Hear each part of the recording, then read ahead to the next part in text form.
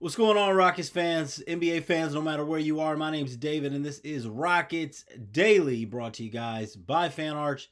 We're going to dive into this Rockets win over the Clippers yesterday. What's next for you, Houston Rockets, and where the expectations are after these first 22 games. A lot of talk about should the Rockets make a move, should they stand pat.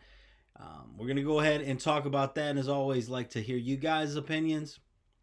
Go ahead and leave a comment.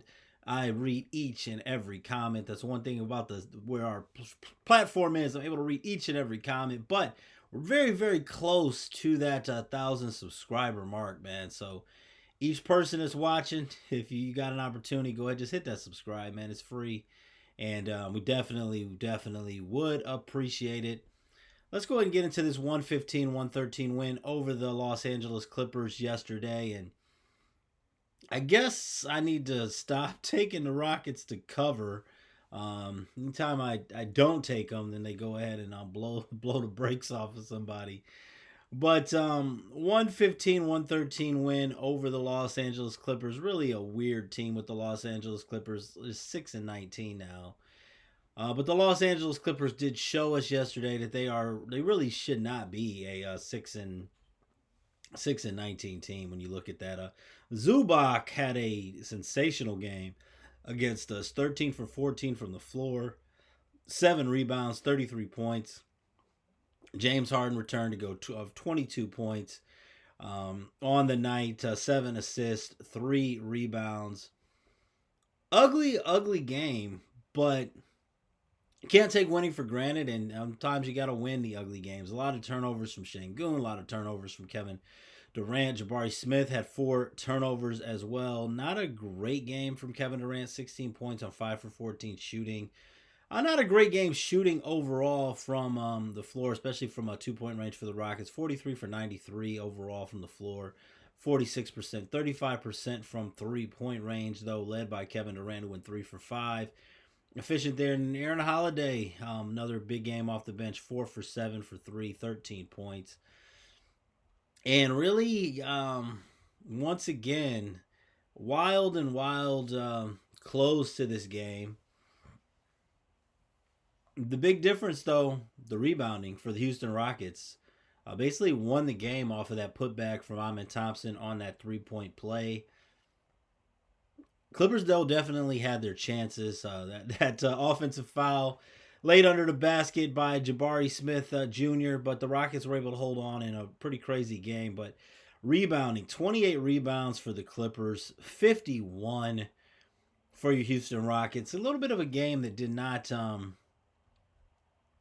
I said, it didn't meet expectations, but you can't take for granted winning at any time, and the Clippers are a much better team than they've been playing, much better team than their record indicates.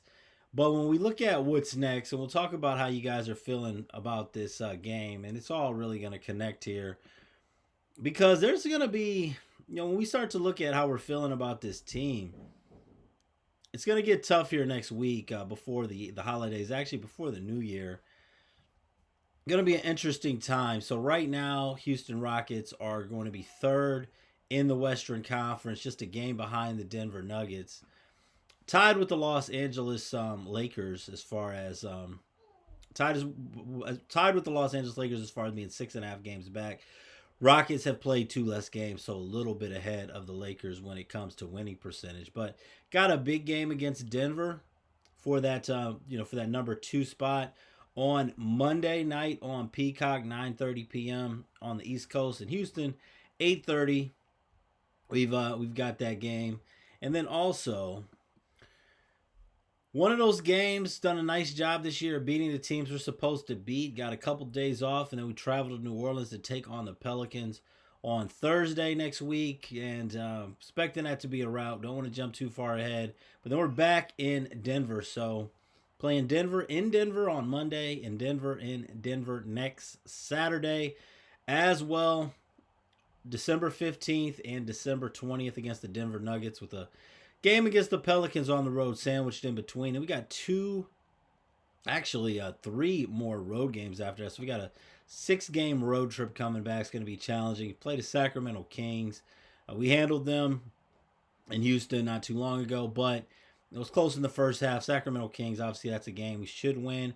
But the tough thing about it, which makes this upcoming 6 game road trip tough, is that game against Sacramento's at Sacramento, and it's on a back-to-back after we play the Denver Nuggets, which makes that game against the Sacramento Kings that much more dangerous because we haven't played well on our 2 back-to-backs this season. Then you got a day off and go to play the Los Angeles Clippers again in LA. Saw how difficult that game was just on Thursday. Then on Christmas Day at the Los Angeles Lakers, that's going to be a big game. And then finally coming back home. Next time the Rockets will be back home at the Toyota Centers on Saturday, December 27th. So it's going to be a while, a couple weeks before Rockets are back home. And that game's going to be against the Cleveland Cavaliers. So these next 7 games are going to be pretty tough. I mean, the New Orleans Pelicans game on the surface, that's the easiest one. That obviously nothing's guaranteed, but that's the one that, at least on paper, definitely needs to be a win. These games against the Denver Nuggets, obviously, I mean, of course, we want to win every game, but 1 out of 2 against the Nuggets would be nice. Winning against the Pelicans 2-1. And really, I think that really when we look at the Nuggets twice, the Pelicans and the Kings, it would be awesome. I'd be very happy if the Rockets could go 3-1. Because much as I talk about, splitting with the Nuggets, you don't really want to lose that back-to-back game against the Kings. Although it's a tough spot there. 2-2 would not be shocking. 3-1, I'd be really happy. 4-1 would be sensational. I think that would exceed anybody's expectations.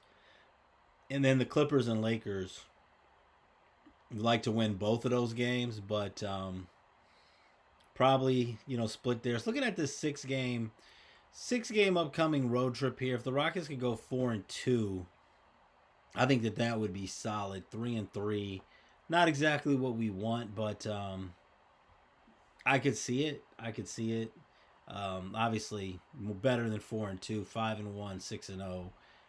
That would be remarkable. But as we're talking about expectations for the road trip, expectations for the season as well, and one thing with the comments here, and there's a lot of other guards that keep resurfacing. Names keep resurfacing. I'll probably talk about that more on Monday. We also preview the game against the Denver Nuggets. But really, what are your expectations right now for the Rockets? And I know before the season, people were talking about 60 wins, an NBA championship, and obviously the NBA championship is still the goal. But as far as this goes, and we talk about the young core and everything, and even when you go back and look at different trades as far as the return that the Rockets have already made from the James Harden trade, obviously one of the worst trades, best trades, depending on which side you're on NBA history, the Paul George trade with the Oklahoma City Thunder. You don't want to mortgage the future away. And we look at this season, will you be disappointed without a championship? Obviously, there's only been 2 championships in franchise history. So it's been a fun season, and I'm not trying to be the Grinch here too early, but I think that this is going to be a era of Rockets basketball when we really look at how the next 5 years go, how the next 10 years go. That entire body of work. Want to win a championship this season, but the point I guess I'm trying to make, I've had a lot of comments and things about Chris Paul. More of a veteran. He is old. Some people want him. Some people think he's washed. Probably more of the mind, the mental aspect, than the physical aspect. Guys, there's crazy trades circulating. People talking about Ja Morant. That was a popular topic on here. I don't think Ja Morant's the right fit. People talking about Drew Holiday. When you look at what Holiday's making, yeah, on the surface, it'd be nice for him to play with his brother. I don't know how that works when you look at the salary there. Russell Westbrook, is he really going to be a difference maker? Giannis, Trae Young, is that really realistic? Do you want to give up, the future? Do you want to give up Alperin or Jabari or Amin and Tari? A combination of those guys along with draft picks to bring Giannis in here. I don't think that you don't necessarily do. And I think that when we look at this team, though, when you look at some of the moments, even though he had that big putback, when you look at some of the moments with Amon Thompson over the last, couple games, you look at that stretch where, Reed Shepard against the Mavericks, I think he turned the ball over about 3 times in a minute. Even though there have been some flashes, there's some signs there to show you maybe not ready to win the championship this year. Maybe not. I'm optimistic for it, but and a lot of that doesn't have to do with really a knock on the Rockets, but as I said, don't be the Grinch too soon. When you look at how Oklahoma City's playing, I mean, I think this is a conversation that you have to have any team that you are. Now, the Denver Nuggets, they took them to 7 games last year. I know the Nuggets are going for it, and if the Nuggets are going for it, why shouldn't the Rockets go for it? But Rockets are definitely younger than the Nuggets. I think that window, the win now window, is more for the Nuggets, where the Rockets, I think, have more years ahead of them than the Nuggets do, at least the way that I see it. When you look at Oklahoma City right now, man, it's one of those things, like I said, looking at the next 2, 3, 5 years, 10 years, and obviously the Thunder are built to be good for a long time, but we don't want to mortgage the future too much to compete with them, because who's really out there that puts you above the Oklahoma City Thunder? And I'll dive into that next week. We'll talk more about I'm going to give it some thought. We'll talk more about the Oklahoma City Thunder, what it might take for the Rockets to beat them in a series. But as far as expectations, I mean, right now, Rockets third would play the Timberwolves in the first round, and if won that series, you'd be taking on the winner of, well, you can't just pencil in the 7th seed anymore the way the play-ins are, but could possibly be playing the Denver Nuggets in the second round. So you're looking at a situation right now, just the way the season is, Minnesota, Denver, Oklahoma City. Do you feel like the team has enough to get by there? But even if we don't, is it one of those things, and I know that there's just not patience in many areas of life anymore, do you make a trade? It's no guarantee that you get, you get Ja Morant. That's out there. I'm not on board for that. I don't think it happens. But, Ja Morant, a Trae Young, even a Giannis, on a lower level, Chris Paul, a CJ McCollum, do those things really put the Rockets over the edge? And I understand the comments that say we should stay and stand pat, because maybe this is another year where we just take another level in the playoffs. Reed Shepard gets meaningful playoff minutes this year, a year where Amon Thompson goes through some of the growing pains. Hopefully we win a championship, but if we don't, it's not the end of the world, and then we've got another year with more experience. Maybe next year's the year.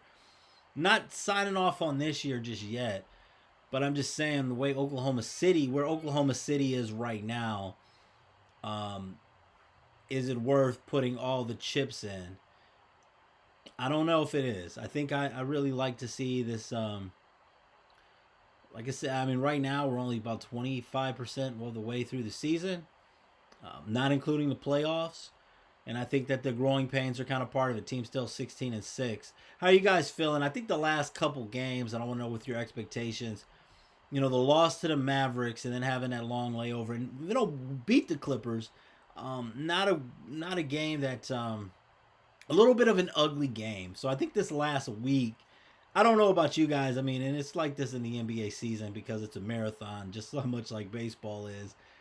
A little bit of a, let me know how you guys are feeling about the week. It's a little bit of a letdown for you guys, a little bit. I mean, just kind of, I know for me, it's just seeing how dominant Oklahoma City is, and this hasn't been the strongest week. Just let me know how you guys are feeling with those expectations.